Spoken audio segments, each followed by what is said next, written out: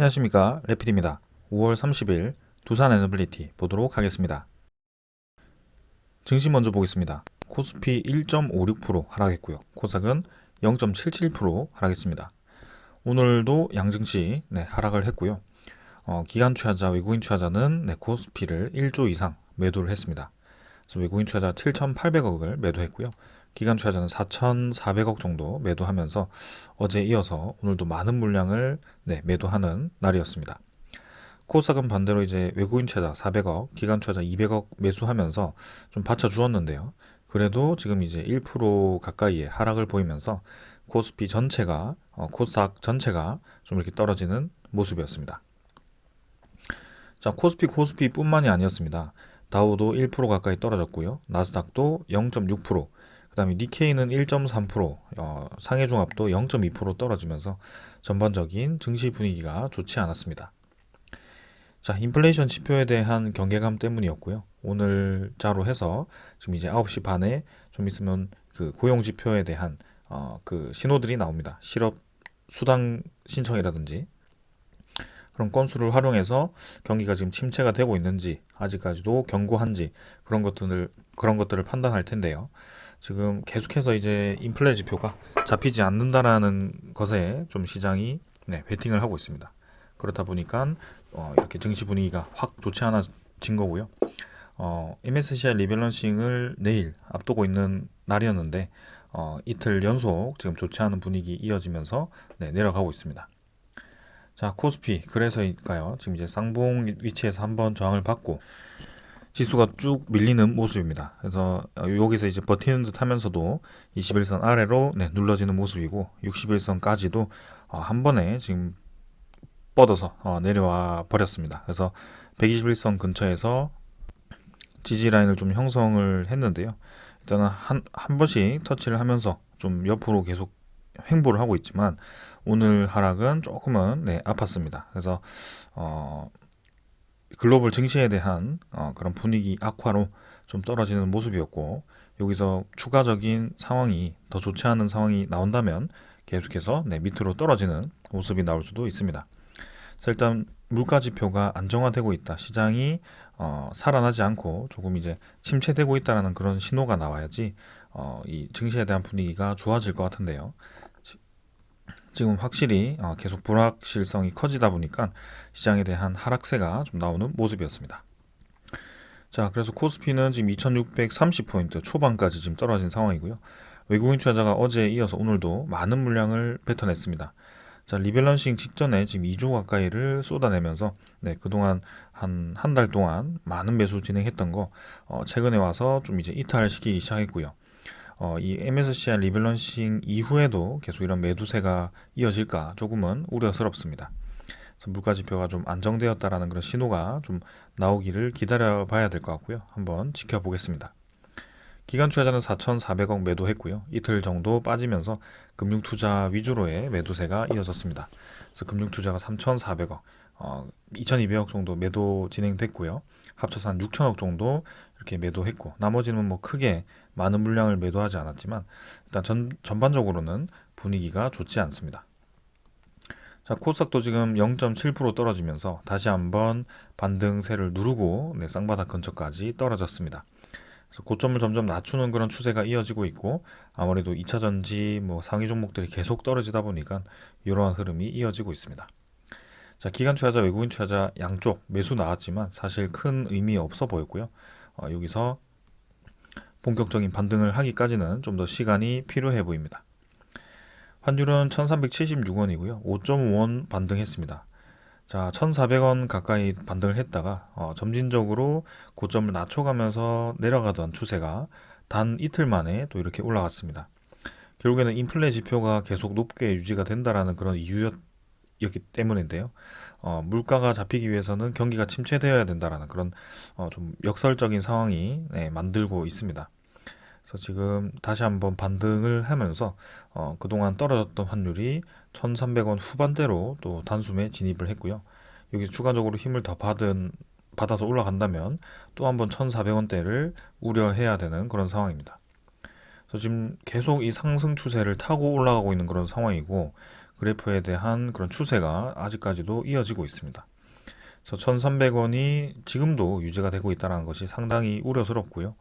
고금리를 오랫동안 유지한 만큼 지금 계속해서 신흥국들의 경제, 다른 국가들의 경제에 내상이 커지고 있습니다.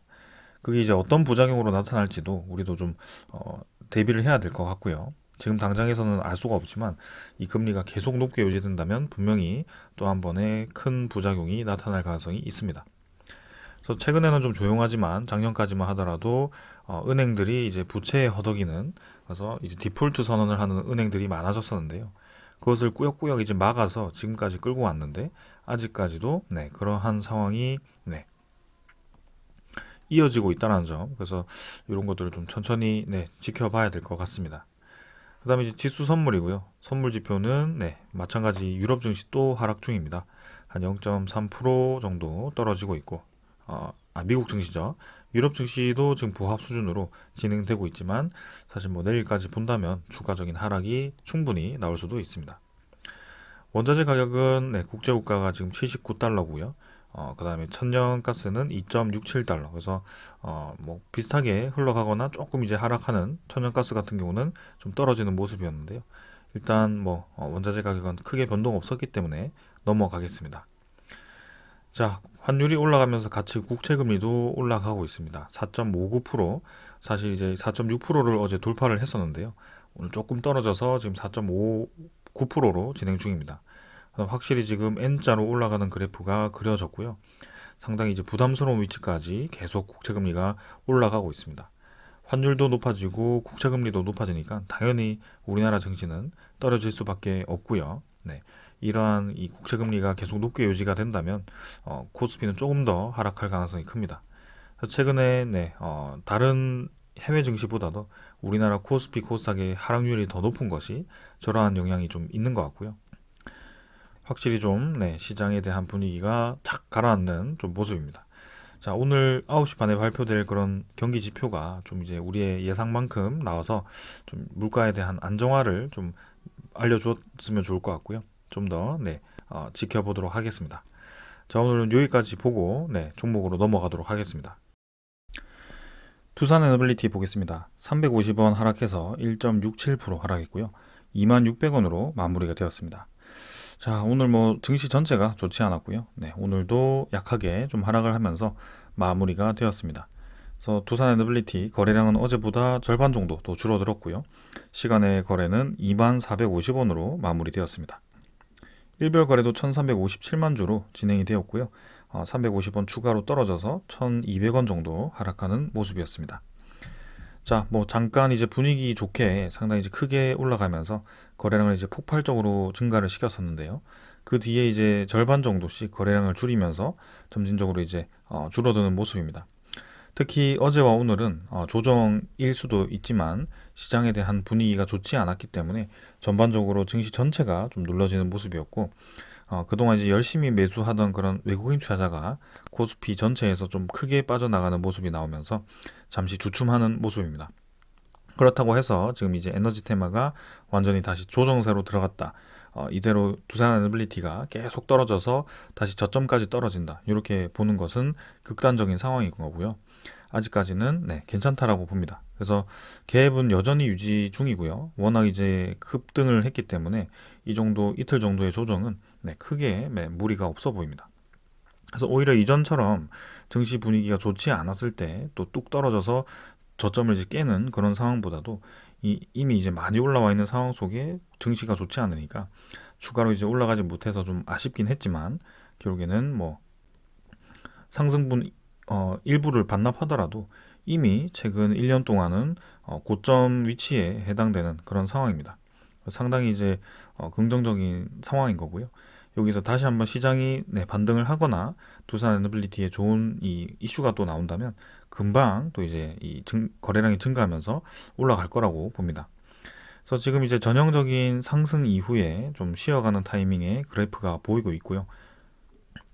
크게 무리 없이 이 상황이 다시 좋은 방향으로 틀어진다면 거래가 다시 증가하면서 두산에너빌리티 강한 상승을 이어갈 것으로 보여집니다.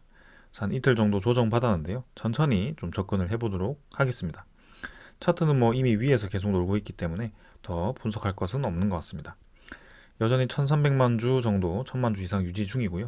일단 내일 MSCI 리밸런싱 날이기 때문에 그 리밸런싱 날에 거래량이 얼마나 나오는지, 그리고 동시호가에 외국인 투자자가 어떤 움직임을 보이는지 그런 것들을 좀 살펴보도록 하겠습니다.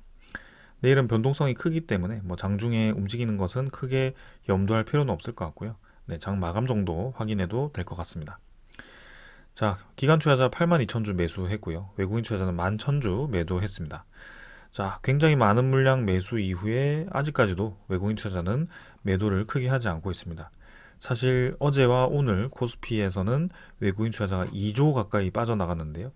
그 2조 매도에는 두산에너빌리티가 별로 포함되지 않았습니다. 그만큼 지금 비중을 확대해놓고 아직까지도 지금 계속 이 두산에너빌리티를 보유를 늘려가고 있다라고 보시면 될 것 같고요. 오늘도 11,000주 매도했는데 뭐 매도가 늘어났을지 줄어들었을지 좀 보도록 하겠습니다. 기관 투자자는 네, 어제 매도 좀 했는데 사실 어제도 금융투자 위주로의 매도였고요. 오늘 53,000주 매도 금융투자, 나머지 뭐 연기금 투자자, 사모펀드, 보험은 매수했습니다. 투신도 약하게 매도했지만 크게 무리 없고요. 일단 연기금 투자자도 지금 계속 네, 두산에너빌리티를 매입하고 있습니다. 그래서 주요 수급들은 매수를 해주고 있는데 오늘은 뭐 마찬가지입니다.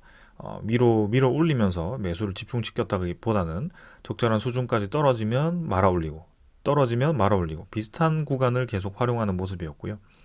지금 이제 딱 매집하기 좋은 그런 구간을 한 번에 돌파했고 그 위에서 다시 주가를 떨어뜨리는 그 지점을 기다리고 있습니다. 그래서 며칠 이제 증시에 대한 분위기가 좋지 않아서 빠져나가는 수급이 있었기 때문에 기다리고 있으면 주가가 알아서 떨어지기 때문에 다시 분위기가 반전될 때 올라갈 수 있을 거라고 봅니다. 자, 그래서 뭐 오늘은 특별하게 증시의 뭐 분위기 때문에 움직였다라기보다는 최근에 이 움직임들은 계속 이 증시 전체의 움직임으로 나타나고 있습니다. 천천히 한번 살펴보도록 하겠습니다. 자, 그 다음 이제 공매도 잔고고요. 잔고는 어제 대비해서 오늘도 줄어들었습니다. 52만 주까지 줄었고요. 50만 주 수준에서부터는 사실 뭐 거의 공매도 잔고가 없다라고 보셔도 될 것 같습니다. 그래서 이제 잔고가 거의 없고 거의 이제 0으로 줄어들지 아니면 적절한 수준에서 다시 올라갈지, 일단 공매도 금지 기간이기 때문에 뭐 추가로 이 외국인 투자자가 공매도를 확 늘릴 이유는 없거든요. 그래서 일단은 이 공매도 재개가 언제 되는지 한번 살펴보면서 또 이 분위기 지켜보도록 하겠습니다. 자, 그 다음에 이제 대차 잔고도 살펴보도록 하겠습니다. 자, 대차 잔고는 지금 이제 체결이 58만 주, 상환이 43만 주로 오늘은 조금 이제 늘었죠. 한 15만 주 정도 늘었고요. 1960만 주 정도. 그래서 뭐 크게 많이 늘지 않았기 때문에 요 정도 1900만 주 정도다 생각하시면 될 것 같고 큰 변화 없었습니다. 거래원은 모건서울 어제도 매수 진행했고요. JP모간 매수, 그다음에 뭐 나머지는 하나투자, 하나증권 뭐 요런 수준입니다. 그래서 일시적으로 쏟아졌던 그런 물량이었다라고 보여지고 오늘 같은 경우도 JP모간 매수, 그다음에 신한증권에서도 좀 매수가 있었습니다. 그래서 뭐 지금 이제 종목 상세를 보셔도 외국인 투자자는 오늘 매도 없이 그냥 뭐 보합 수준으로 마무리되었고요. 17,000주, 그래서 21.46% 정도로 계속 외국인 보유를 높게 가져가고 있습니다. 자, 그래서 뭐 이제는 이 외국인 투자자에 대한 지분이 굉장히 높은 상황이고 주가는 이미 한번 힘을 받았는데 증시에 대한 분위기가 조금 이제 찬물이 끼얹어지면서 쉬어가는 듯한 모습이죠. 근데 그 주가를 올릴 때 매집했던, 그리고 이전에 매집했던 물량이 아직도 하나도 나가지 않는 상황이고 증시에 대한 분위기만 다시 한번 개선된다면 이 상승세를 계속 이어서 올라갈 가능성이 있어 보입니다.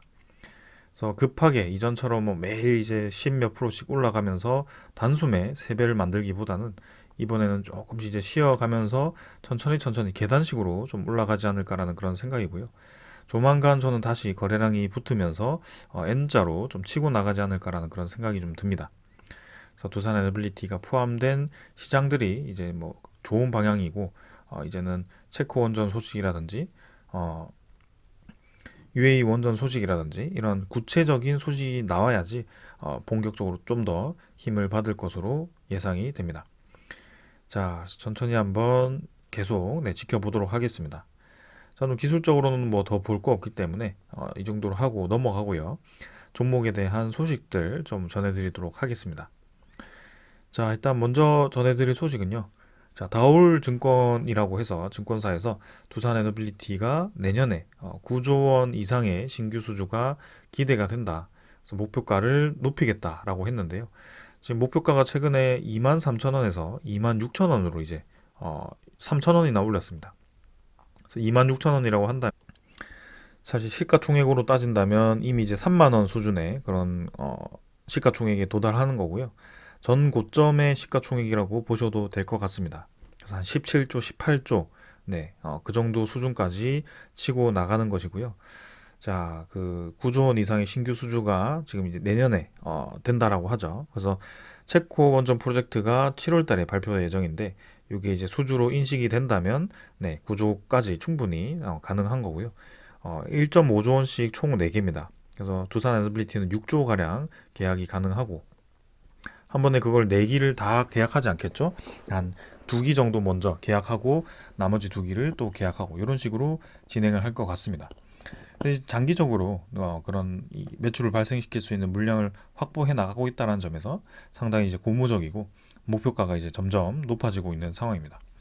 그다음에 2026년에는 폴란드 원전이라고 하는데요. 사실 어제 NH증권에서는 2025년 하반기라고 예상이 되었죠. 그래서 본계약이 하반기고, 폴란드 원전 같은 경우는 이제 하반기에 본계약 이후에 두산에너빌리티 주기기 수주는 또 이제 한 1년 정도 뒤이기 때문에 2026년으로 잡혀 있는 것 같습니다.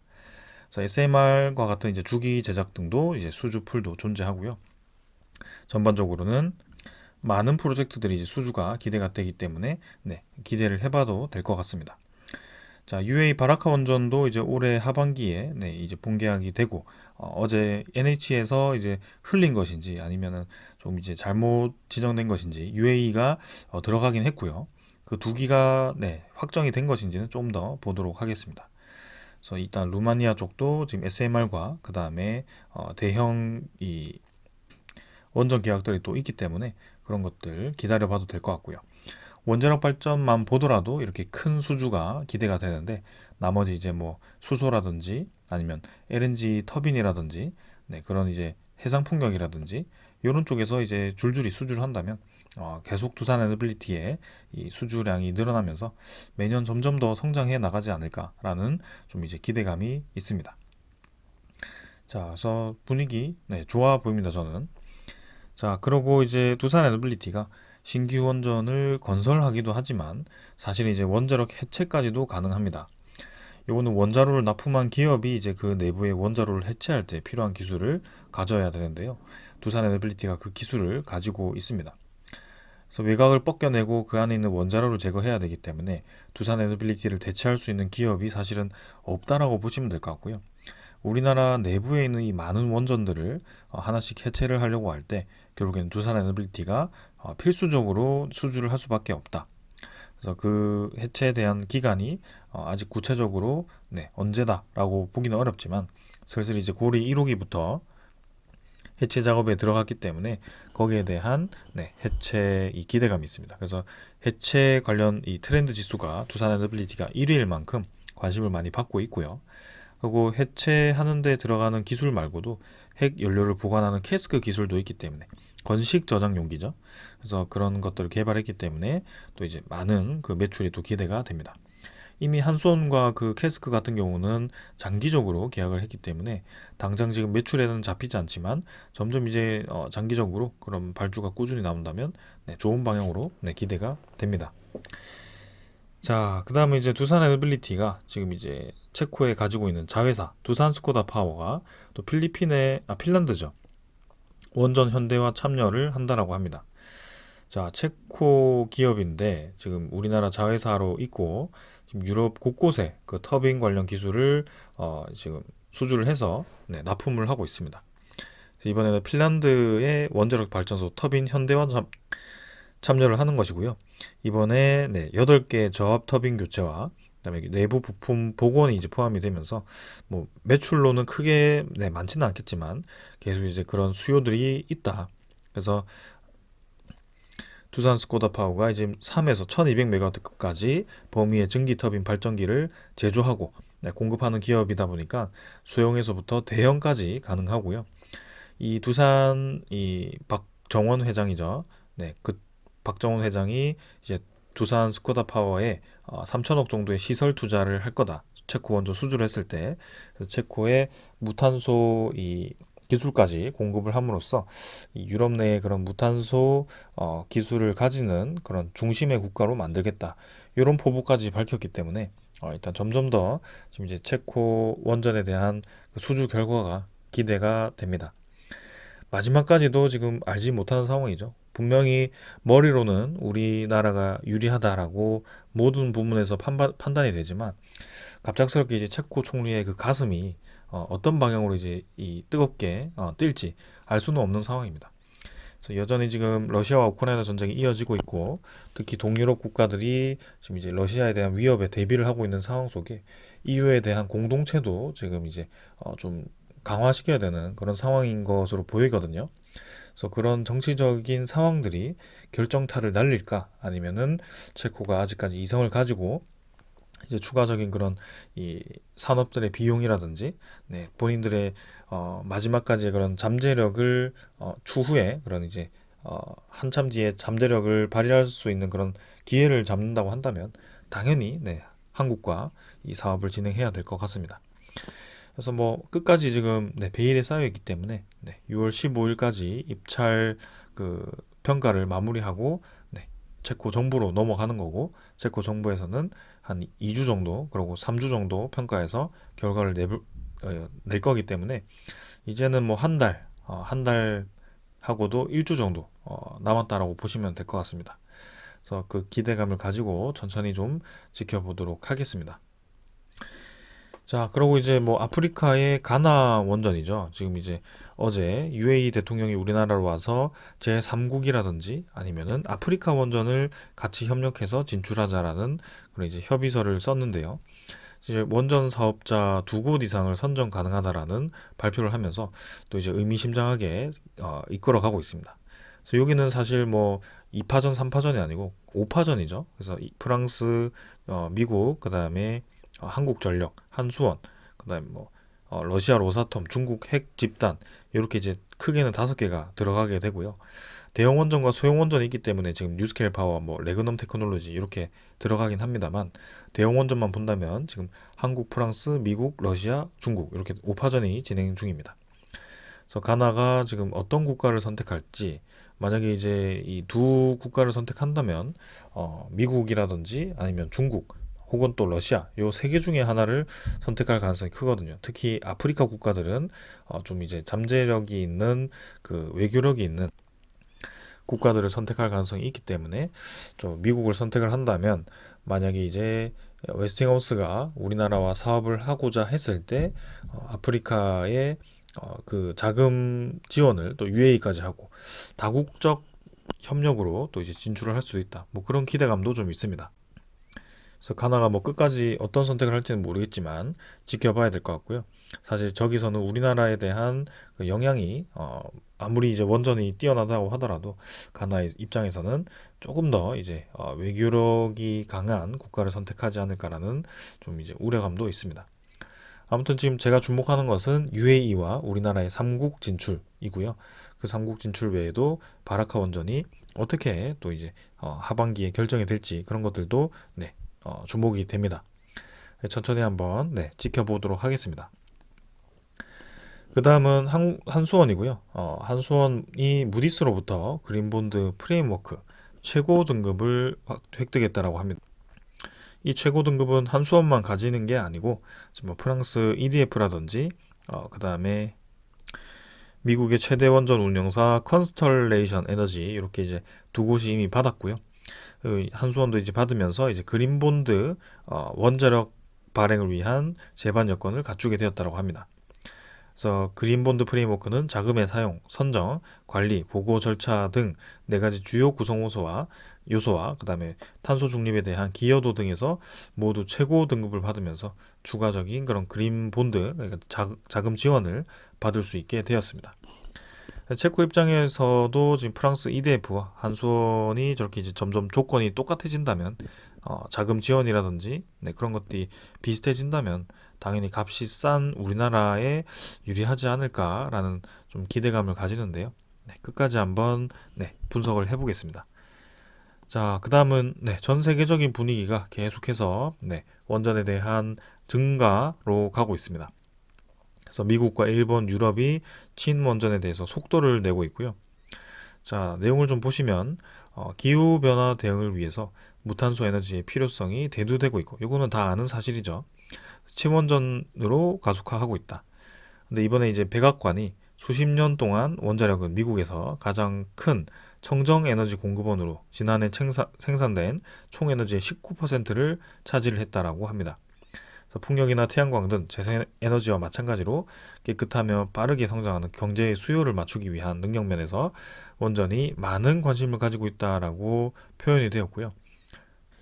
이번에 이제 국내에 원자력을 늘리기 위해서 원자력 프로젝트 관리 및 공급 워킹 그룹을 신설을 해서 이제는 미국 내 원전을 어떻게 지을 것인지, 어떻게 조달할 것인지 그런 것들을 구체적으로 계획하는 조직이 생겼습니다.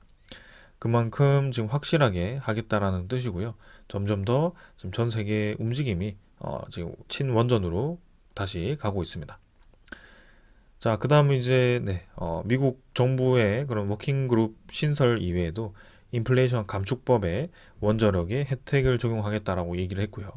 그리고 일본 같은 경우는 후쿠시마 원전 이후에 멈추었던 그런 원전을 다시 살리거나 그다음에 이렇게 운전 기간을 20년 연장하는 그런 모습을 보이고 있고요. 프랑스도 2040년까지 최대 14기 정도를 건설할 거고요. 소형 모듈 원자로도 이제 영국에서 도입을 하고 스웨덴도 향후 20년간 최소 10기의 추가 건설을 하게 됩니다. 요거는 뭐 대표적인 국가들이고 이 이외에도 지금 여러 국가들이 있고요. 우리나라가 지금 수주를 앞두고 있는 동유럽 국가들은 여기 하나도 지금 포함이 되지 않았죠. 그래서 그만큼 많은 국가들이 지금 갑작스럽게 지금 시장에 뛰어들고 있는 상황이고요. 오랫동안 멈춰있던 시장이 이렇게 급격하게 성장하다 보니까 준비된 기업들 외에는 사실 이런 물량들을 다 쳐내기가 힘든 상황입니다.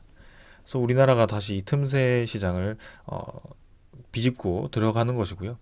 거기에 대해서 좋은 결과가 있지 않을까라는 생각입니다. 자, 그래서 이런 상황들이 지금 두산 에너빌리티를 움직이고 있고요.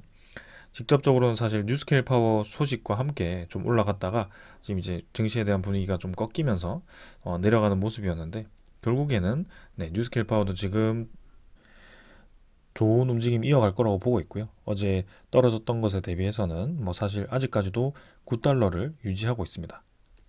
그래서 이런 상승 추세가 결국에는 스탠다드 파워에 대한 계약 기대감을 떠나서 이제는 거의 계약 확정에 대한 상황과 그 다음에 미국 정부에 대한 그런 이제 지원감에 대한 기대감으로 올라간 것이기 때문에 두산 에너빌리티도 좀 따라서 올라갈 수 있을 거라고 보고 있습니다. 그래서 한번 이 분위기를 계속 살려서 이어가도록 지켜볼 거고요. 내일도 이제 MSCI 리밸런싱 때 어떤 상황이 만들어지는지 좀 한번 보고 내일도 이제 좀 조정이 있다면 다음 주에 이제 시장을 좀 보도록 하겠습니다. 일단은 전체적인 거시적인 상황은 물가가 잡혀야 되고요. 금리가 떨어져야만이 우리나라 증시가 좀 올라갈 수 있기 때문에 이러한 상황을 좀 먼저 생각을 하고 종목을 들여다보면 좋을 것 같습니다. 자, 오늘 여기까지 하겠습니다. 감사합니다.